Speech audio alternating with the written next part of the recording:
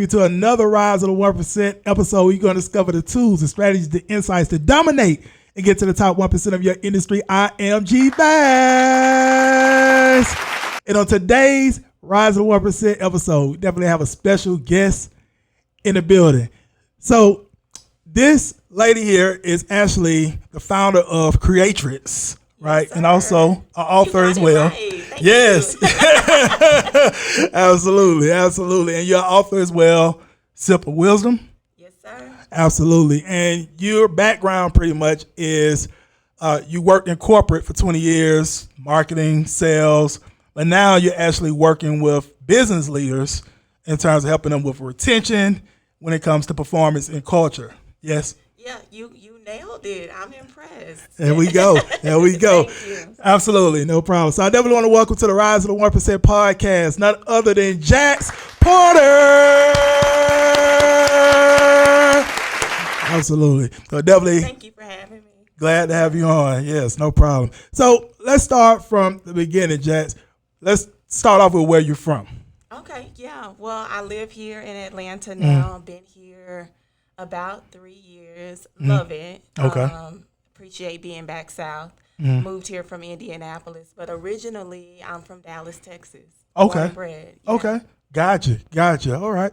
So Dallas, let's start there first. So with Dallas, you was raised in Dallas primarily? Yeah, born and raised. Yeah. Okay. 100%. Gotcha. Texas bred. So let's start from the beginning in regards to Dallas. You're coming up, how you was brought up in Dallas.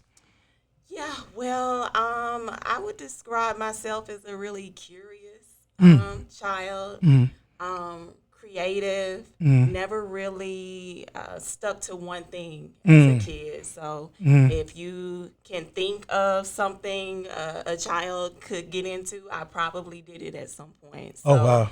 Anything from basketball to swimming, piano, acting, dance. Okay. Pretty much anything you can think of, I did as a kid. So I really like to explore. Okay. Was pretty studious, pretty set on college at an early age. I love to tell people the story about how I ended up discovering Howard University. Okay, let's talk about that. Yeah, so a woman came to speak to my class for career day in like fourth grade. And I don't remember much about this lady, like where she was from, what she did, whether she was from Dallas or DISD for that matter or not.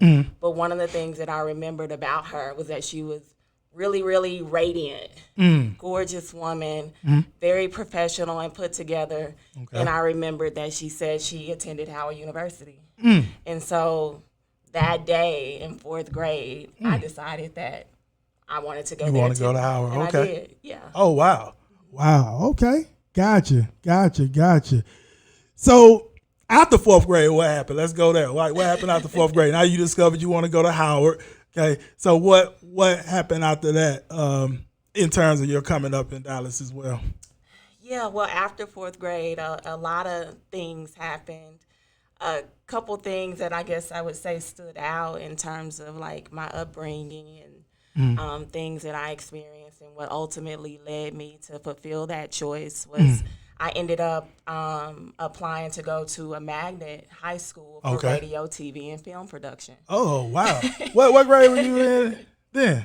Well, I was in eighth grade when I applied to that program. Okay. And I got in, and so I ended up going to a high school that was focused on media and production and all of those types of things. Wow. And so at that time, fast forwarding to high school, I thought that I'd be a music producer or maybe get into A&R, like the business side of music. And so I went to Howard and majored in marketing with that intention, but ended up finding out very quickly that there's really a lot of risk and not a lot of money in the ground floor of entertainment and in music. And quite frankly, I didn't want to work for free.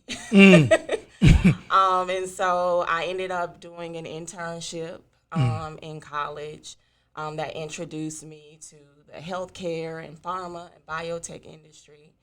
And somehow, some kind of way, God redirected my plans, and I ended up spending my career in corporate marketing and sales for almost 20 years. Okay, got you. So when did you decide that you didn't want to do radio, like television, and entertainment? Like specifically, like how old were you? Like where were you at when you decided that? It was kind of an evolution. Like, you know, when I was younger, hip hop was really like, you know, the mainstream, like everything. So there was like a period where like I thought I wanted to be a rapper.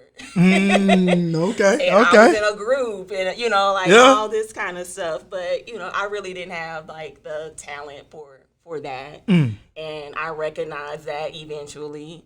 And so going to a high school that was focused on like media and production was like what kind of piqued my curiosity about doing something, you know, like not as talent, but like behind the scenes. So writing, directing, producing, that sort of thing. Yeah. So it kind of evolved from like making music to helping to be a part of the process of creating music to then recognizing like, well, I'm smart, maybe I could do the business part of it. And so that was kind of the space I was in, I think, when I graduated high school and was going to college. And, you know, getting there and seeing like people were like interning for free and, you know, I would have to move to New York and have 5 roommates to survive. Like that was just not appetizing to me. And so college provided like a platform, and the business school in particular provided a platform for exploring like what else could someone do in marketing and advertising and sales. You know, those same capabilities. Music is just a product, right? Right. You can insert any product, any industry, and still utilize those same skill sets and capabilities. So, yeah, I agree, 100%. Yeah, we have some common ground there because I actually started off in the entertainment business as an artist myself. What genre? It was hip hop, and then later on a little bit of R&B. I also, as well, I got into artist management. I was managing 6 artists at one time, and also I did club promotions. Yeah, so you know how gritty of an environment. Oh yeah, it can be. Yeah, absolutely. Especially being like a young woman, right? Trying to pursue a career in that type of space, like at that time. Like, absolutely. Gotcha. Okay, so you graduate high school, you go on to Howard. All right, talk a little bit about your experience at Howard. Glorious. Okay. Like, everything everybody says it is, and probably more. Okay. Than you can imagine. Yeah. Because I went to HBCU as well, FAMU. I saw that. Yeah. So you already know what it is. Yeah. It's something you can't quite put into words. Yeah, I agree. Okay. So talk a little bit more about what you took up at Howard. I was like really into like my books and my grades. Like I sacrificed a lot to attend Howard, in that I could have gone, you know, somewhere else where I gotten money or scholarships or maybe even a full ride, but I was very determined to go to Howard. Yeah. And so I was going at all costs. Yeah. And so I was very conscious of like how long it was taking me to complete my degree and ensuring that when I left that it was going to, you know, pay itself back. So I ended up graduating a little bit early. Okay. So I would take a full load every semester. I interned every summer. I got involved in, you know, a few clubs and things here and there. Got a job at some point, maybe my junior year. But I was very focused at that point on like graduating in 3 years and getting into the workforce. And so like, I mean, I partied, and, you know, like I'm not going to say that I didn't attend a party or two or throw one or two with my friends. But I was very focused on like my GPA and, you know, all that kind of stuff when I was in school. Okay. Yeah. Gotcha. Gotcha. I Okay. saw you were you like a band guy? Yeah, I was in the March on 100 at FAMU. Okay, what did you play? I played in the percussion section, which is drums Yeah. primarily. Yeah. Yeah, So I'm familiar. yeah, yeah, Yeah. yeah. So yeah, I I played in the didn't band. I didn't participate in band in college, but in high school I was a majorette. Oh, okay. Okay. All Yeah, right. so I Yeah. understand. Yeah, for sure. Yeah. And FAMU, by the way, we just played Howard a couple of years ago. Celebration Bowl, matter of fact, the Mercedes Benz. I actually went to the game. Did you recall that? I didn't attend. Yeah. I can't recall. I went. Me and my dad went because my dad graduated from FAM too. So yeah, it was exciting. Okay, so what happens after you graduate from Howard? I know you say you get into the workforce. So let's talk a little bit about that.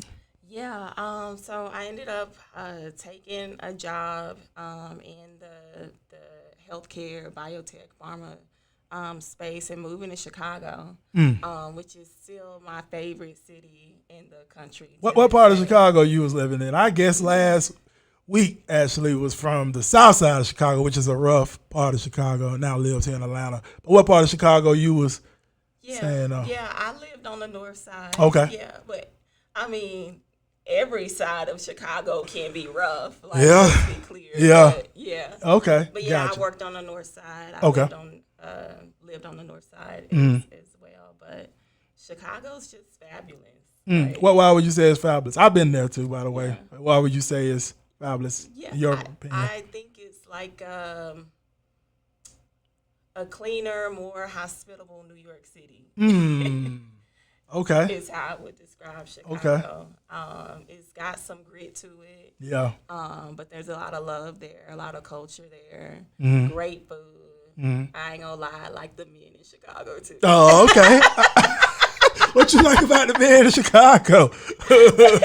What you like about them?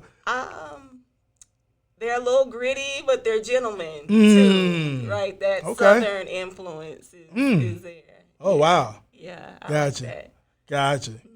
Gotcha. Okay. So you was working up in Chicago, okay, and you say you're in the healthcare field. Yeah, pharma, biotech. Yeah. So that I was in that industry my entire career prior to my pivot. But yeah, I started my career there. I lived there for about 5 years. I was working in sales at that time. I ended up going to grad school while I was there at DePaul, and I got my MBA there. Oh, okay. And Great then ended up moving around a few different times after that and transitioning my career into marketing, which is what I studied both in undergrad and grad school. Yeah. Okay. Gotcha. Okay. So you studied marketing at Howard as well. Yep. Okay. Gotcha. You was doing sales. How was it doing sales in the healthcare field? I'm curious about that too. Yeah. Enlightening, for sure. Just having the perspective of like what it's like to be a patient, especially, when you're 22 years old, you're not really thinking about your health, like the way that maybe you are, true. In your 40s or 50s Yeah. or what have you. And so, even though you are a consumer of healthcare, like from the beginning. Right. Exactly. But you really don't think about it in a conscious way. And, I was fortunate in my career to be a part of teams that delivered some pretty incredible innovations that really changed the trajectory of healthcare for our society. So Goddess knew what she was doing when she put me where she put me. Gotcha. Gotcha. Okay. All right. Interesting. So, all right. So like you said, you stayed in Chicago for 5 years, and then you say you went and moved around a little bit more. So what happens next? Oh, I ended up getting my first job, my first corporate job, as people in business like to say, especially when you're in sales and you're field based. That transition feels, like almost entering like a new world, Yeah. right? Transitioning into a corporate environment. But I had a lot of different roles during my stint in training, in market research, in brand management, Okay. brand development. I even took a sabbatical for a while and got to work on some external projects that were more focused on social impact and entrepreneurship and things like that. So yeah, I mean, there's a lot of layers there, a lot of moves in between my time in Chicago to arriving here in Atlanta, but here I am. Yeah. Gotcha. What are some of the things you got out of working in corporate when it came to the market research, the brand development, and different things that you was doing in regards to corporate when it came to marketing? What was some of the things you say you took away from that?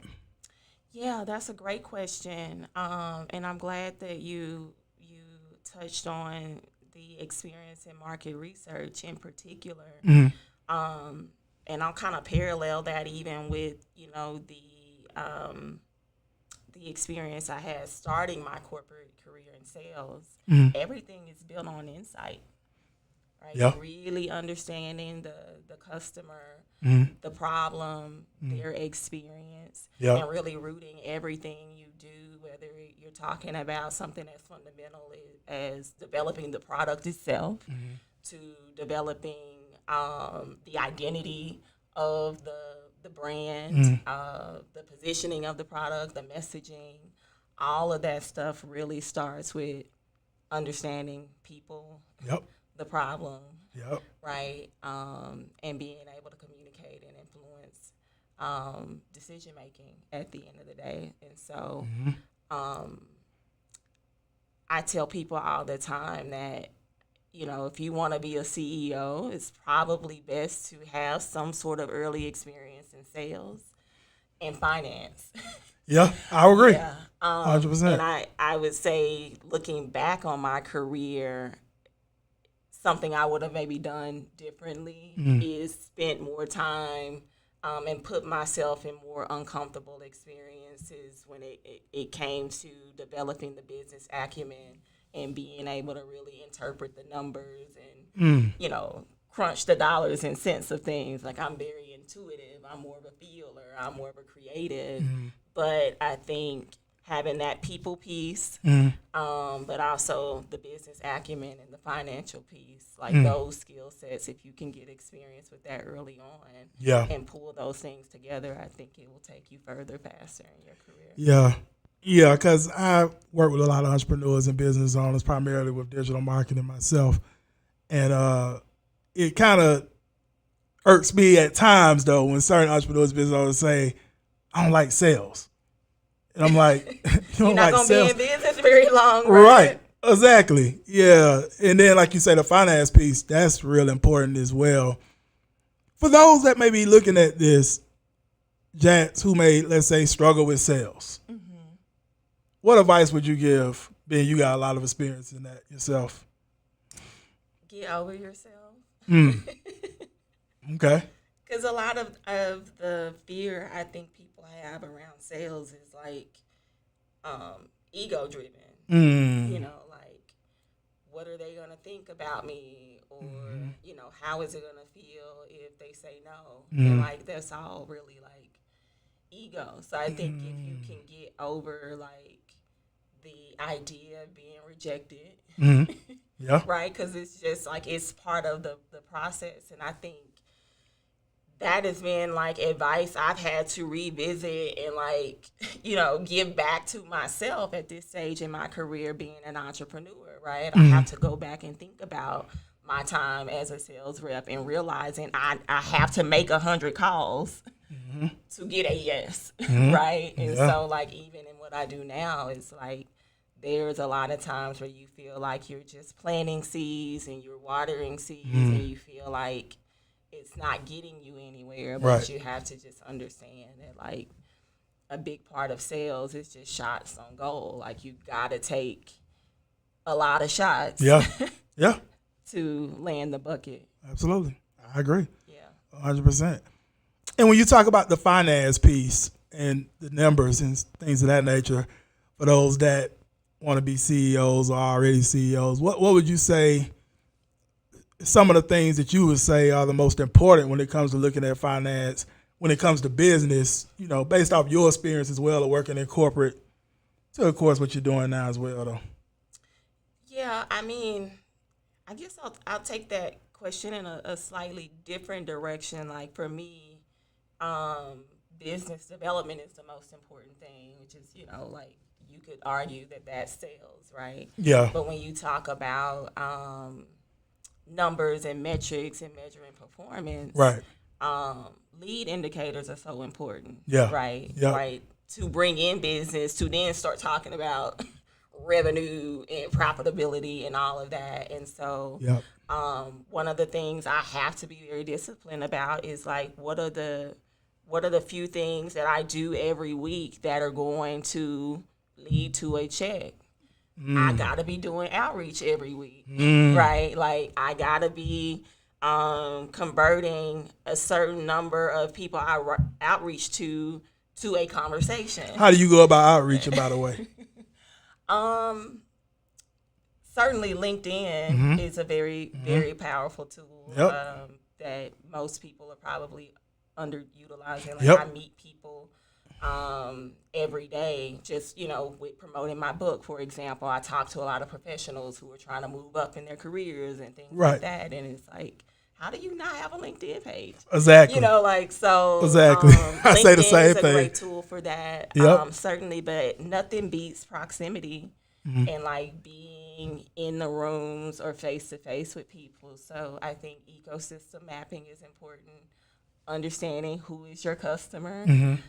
How do they think? Where do they move? Where do they socialize? Who do they engage with? Who do they seek information from? Right. And putting yourself in proximity to them to meet them, to build relationships, to understand who they are and what they need, and so that they know who you are and what you do, and the value you can add when they need you.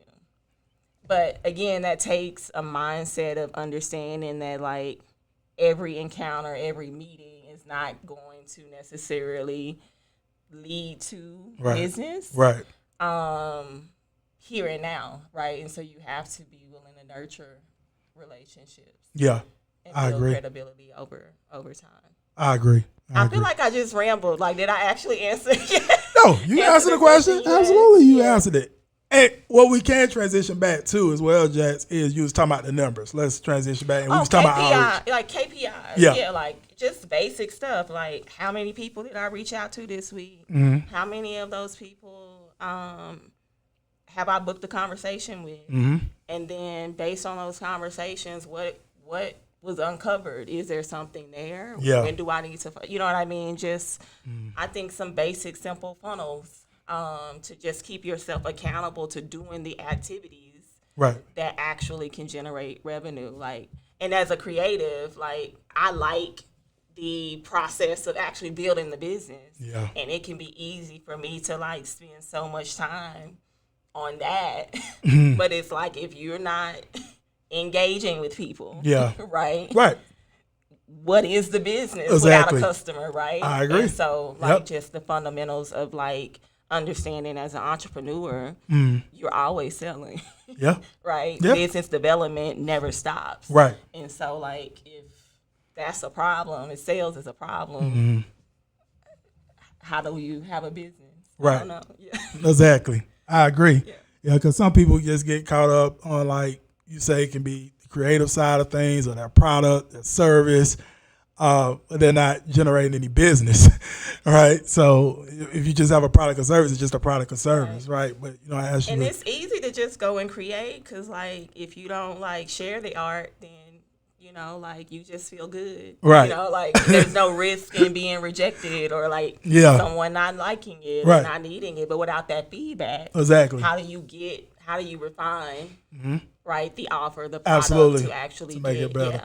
Right. And that's the difference between, I think, corporate marketing and sales and like being a small business is like when I was in corporate, we could take years, studying our target, you know, refining a message and being able to invest in research to test what works and what doesn't. And when you're a small business owner, like the research is real time. You know what I mean? Like but it has to be that way in order for you to get what you need to be able to get to that sweet spot, I think. Yeah.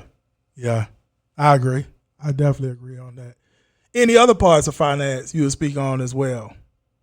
Like that's important that you discovered, you know, being a corporate, of course, that could transition over to even smaller business owners that you would say? I think when I was in corporate, right, you have a team. So I literally have a whole staff of people whose job it is to deal with the finance, right? And even in my personal life, you know, I have Matt and this person and that person to deal with that for me. And so I think my mentality, because it was not necessarily like my strength, was always to outsource.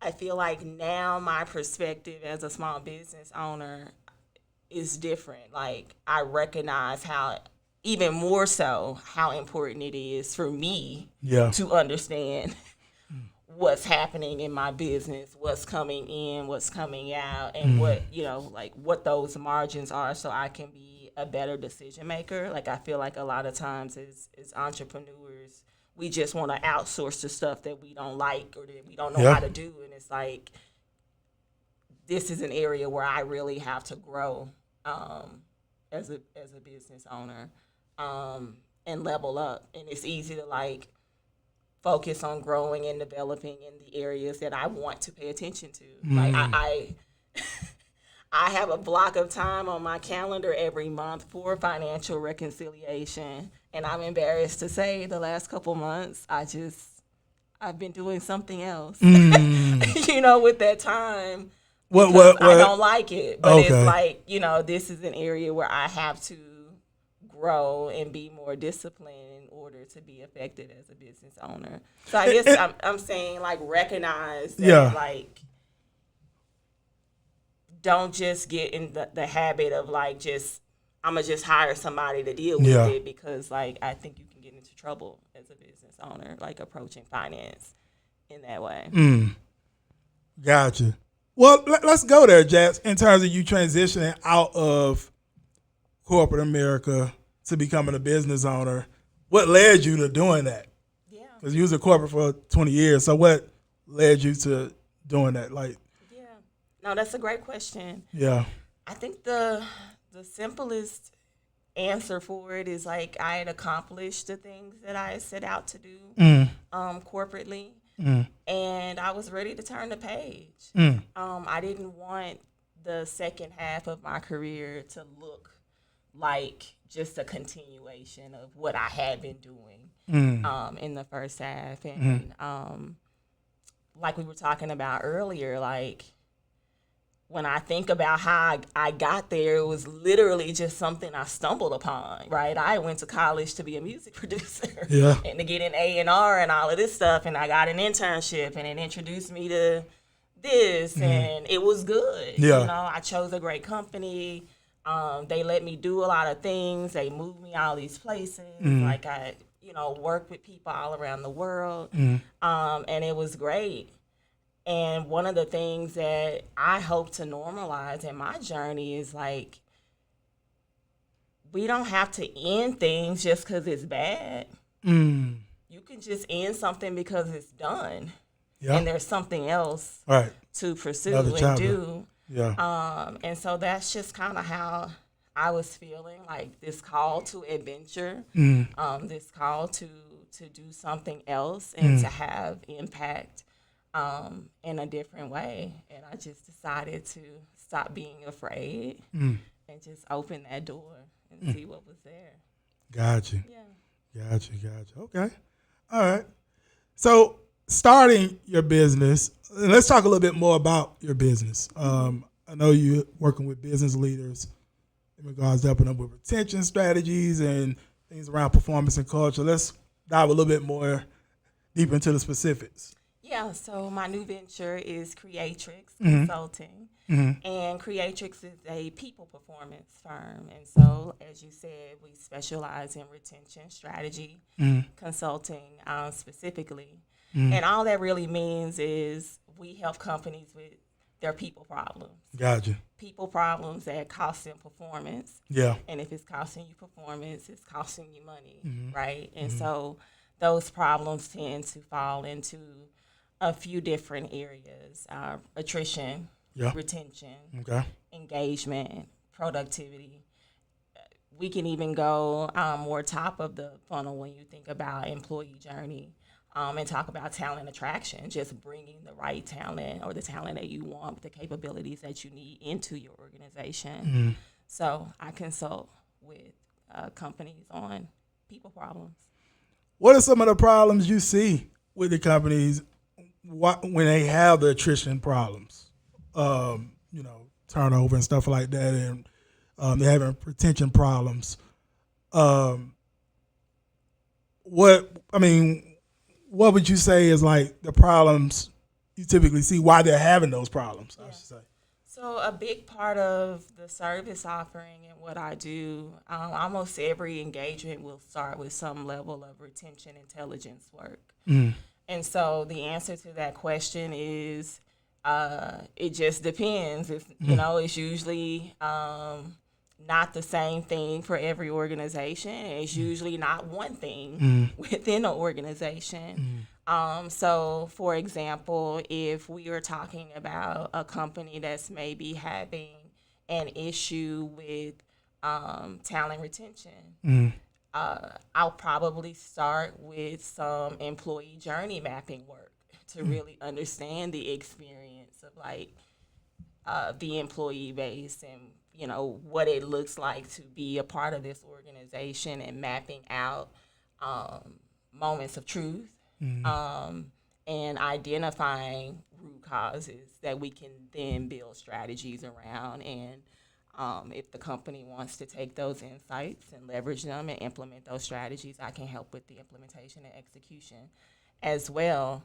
Another example might be if you are hiring talent and you're refilling the same role, every year because you're churning talent. Right. There might be an attraction problem, right? And so then maybe auditing the candidate journey, auditing talent profiles and job descriptions, and there's something broken here, right? Yeah. That is leading to you bringing and onboarding people and them not staying. And so I'm very much so of the belief we got to start with understanding and insights and root cause, kind of, being a market researcher very early in my career. Yeah. Being a salesperson, what am I really dealing with? So I never approach an engagement talking about solutions first. It's always going to start with some level of intelligence to make recommendations. Gotcha. Does that make sense? Yeah, absolutely. Make a whole lot of sense. Okay. So, with growing your business, what would you say, Jax, what may have been some of your challenges growing your business, and how have you overcame them? Well, we still in the process, quite frankly. My venture is very new. Creatrix is still in our first year of business. And so when you talk about how I overcame, I think I'm still overcoming, right? Yeah. And still facing a lot of challenges. You've been in business how long? The company we have now, our digital marketing media company, going on 9 years. Yeah, okay. So, yeah. So, Yeah. Creatrix is like a baby Yeah. to your middle school Yeah. child, maybe. Yeah. But I think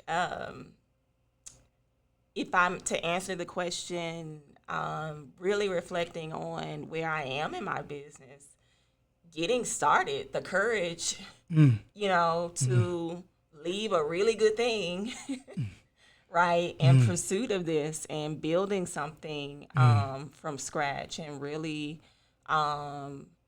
trusting that I have everything that I need already, that, you know, everything that I've done up until this point has equipped me to be able to serve leaders and organizations in this way, like literally believing, you know, in myself and, you know, having the courage to like literally blow up what was a really good life for something that was unknown. Yeah. Was probably the most challenging thing. And then doing things like this is my first podcast. The only thing I hate more than talking is being recorded talking. Oh, wow.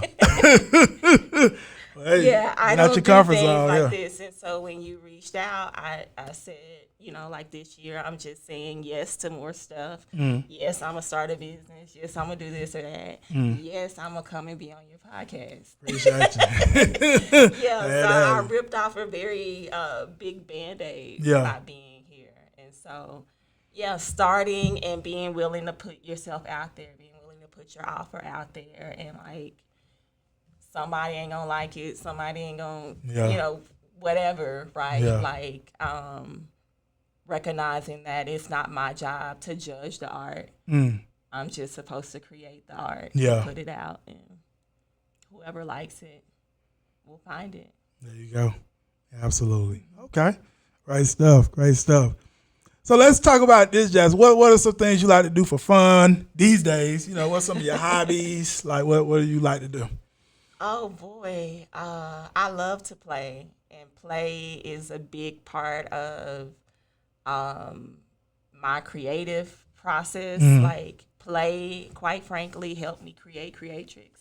Okay. I prescribe a lot of play in like the coaching work that I do with my corporate clients even. What kind of play you prescribe for them? All kinds of things. Some of the things I'm into lately, I'm learning to golf. Okay. And so I actually was just at a meetup last night with like my little group that I'm in. Okay. Shout out to Golf Women Mean Business. Golf Yeah, Women. it was good Okay. to see y'all last night. Okay. So I'm into that now. Improv is something that I started this year. Okay. So I do that with Kirsten at Alliance Theater. There you go with that. Okay. I like to dance, and so I dance on Wednesday nights. I write. Yeah, who knows what I'll be doing next. Gotcha. Okay. All right. Great stuff. So let's talk a little bit about your book. Let's talk a little bit about Sips that. of Wisdom. Yeah, so how would I describe Sips? It's basically the career guide that I think the ladies that I co-authored it with would say the same thing, that we wish we had 20 years ago when we were starting our careers. So it's a collaborative book that I co-authored with 3 other ladies. Okay.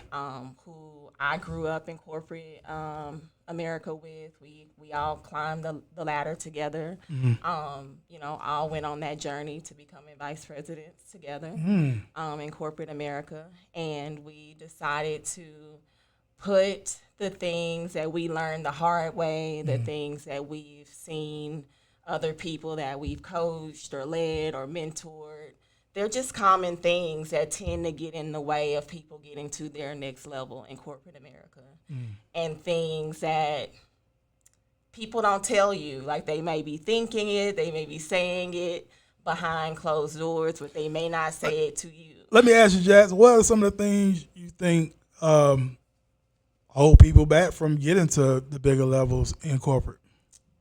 Well, that's what the whole book is about. I understand. Right? I understand. Well, if you just had to give a preview, because they can go get the book, but like if you just give you like a little preview, like what would you say? Yeah, I think not being clear about who they are and what they want is one thing. not recognizing that you have a brand, whether you like it or not, and it has to be managed, is one thing. I think trying to go it alone. Like, I think a lot of professionals have like a loner's mentality at work at times, and not really realizing that there is nobody that is a senior director or a VP or this or that in your organization that did it on their own. Like, all of this idea of being self-made and not needing help and not wanting to tap in. Like, you got to have a tribe. You got to have sponsorship. Yeah. Right? You got to have people who know what's up and are honest enough, with you to tell you when you're not what's up or, whatever it is. And so, right. There are a lot of little sips of wisdom that are there throughout the book, but we tried to really create something that was short. So, you can read it in a few hours, right? And accessible. It's $10. So literally for the price of a cup of coffee, right? You could have some advice that, could change your life, could change your salary, could change the trajectory of wealth for your family infinitely. Yeah, so that's what it's about. Gotcha. Okay. Yeah, we'll have a link to the book in the description of this podcast as well. Okay. Great stuff. I love it. Okay. Well, Jax, the name of this podcast is The Rise of the 1% Podcast. When you hear 1%, what do you think? Of course, you got the 99%. You got the 1%. What would you say your meaning of the 1% would be? The 1%. Yeah, you're right. I've heard the 10%. I even know a fun fact about a 12% statistic that applies to women-owned businesses. But 1%, the one thing that, and I don't know if this is going to be right. No, it's not right. It's your perspective. Yeah, I've heard a statistic recently that like only 1% of people on LinkedIn actually create or post original content on a regular basis. Okay. So I don't know if is it about like people growing that number and becoming more regular or present on LinkedIn? Is that what the 1%? That could be. I don't know if that statistic is right, but it's a very low number. Yeah, that could be. Of course, we can look that up. Yeah. Gotcha. Yeah. So now you got to tell me, like, what is the rise of 1% about? What does it mean? Yeah, so pretty much the 1% is getting to the top 1% of what you do, primarily. Top 1% of your industry, right? We can even go on and say becoming part of the top 1% when it comes to creating wealth. Top 1% when it even comes to your spiritual being, to health as well, right? That's what I consider as well. And as well, doing great things for your family, for those that you love, all of that as well is, to me, a 1%er, right? And what are your thoughts, Jax, on creating wealth? What are your thoughts on that? What do you mean? Do you think it's important? Do you not think it's important? Like what would be your thoughts on that with wealth? Yeah, I think about wealth is fundamentally just having more than enough, right? Having overflow more than you need. And I think it's very important because I think as people, inherently, we're not wired to just think about ourselves. Like, I don't know if you have a family, whether or not you have a family you're responsible for. We all have families. Right. Exactly. Nieces, nephews, moms, dads. And we all want to be able to help the people that we love, whether they're family, whether they're community, or just people who don't have enough, right? Who need, when you have overflow. You can sustain yourself, and you can be generous with other people and with other causes. And so wealth is definitely something that's important to me. I hope that through Creatrix, I'm able to not just sustain myself or build wealth for myself, but that through it, I can collaborate with other business owners, other experts at what they do, and help them to build their businesses and sustain themselves and create wealth for their communities so that they can give and be generous and just keep it going. So, yeah, it's everything. It's more than just important, in my opinion. Absolutely. Great stuff. Great stuff. All right, Jax. So you moved here to Atlanta. Tell me, how's your experience been living here in Atlanta? Do you like Atlanta? I love Atlanta. Okay. Yeah, What you love about it? I love the access that I have to like creative outlets. Like I was telling you before, like I can dance. I did an acting lesson. I can find improv. I can. There's just so much to do and explore as it relates to play. I live in Midtown. I love Midtown. The walkability, the accessibility. I like the airport because I can get anywhere I need to get nonstop. So I love that. Yep. The weather is mild. I moved here from the Midwest. And so hard winters, snow, like all of that. It's nice to have a reprieve from that. And like Atlanta just has a very unique culture. It's not like any other place in the country. The diversity. I'm a Southern girl, so that feels good. So like, what really is there not to like? About Atlanta. Seriously. Gotcha. Okay. All right. Well, yeah, Jax, it's been a great conversation. What we're ready to wrap on is just pretty much you actually sharing where our audience can find you at, connect with you if they want to connect with you, or if they're a leader themselves and they potentially can use your consulting or even information on your book as well. You can share that. Yeah, we'll get ready to wrap. Yeah, all right. Great stuff. I appreciate the opportunity to make a plug. I'm Jax. In terms of social, the best place to probably find me is LinkedIn. And so you can find me there. First name Jax, Jax, Porter, Porter. You'll see my face on LinkedIn. In terms of business leaders, corporate leaders, whether you're an HR leader, a commercial leader, sales and marketing leader, who would like to potentially collaborate on people problems that might be impacting your company or team performance, you can find me on LinkedIn and DM me there, or you can go to my website, www.creatrix.co, not .com. .co. And I'm sure you'll link to that. And then if you're interested in the book, Sips of Wisdom, you can go to www.sipsofwisdom.co, not .com. And you'll find links there for all of the platforms that you can find the book. Barnes & Nobles, Amazon. It's on Audible if you're an Audible book person as well. And Walmart, you name it, is there. And so you can find the links there, or you can just go right to the retailer's website and look up Sips of Wisdom there as well. And then we're kind of on a little bit of a tour. It's probably a stronger word than it really is, but we have been traveling around the country doing pop-ups at bookstores and coffee shops and things like that with the book.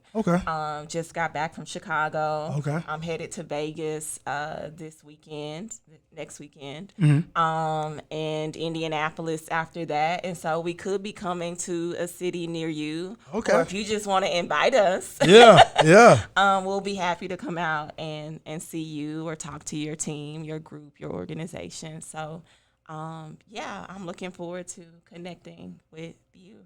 Thank you. Absolutely. Love it.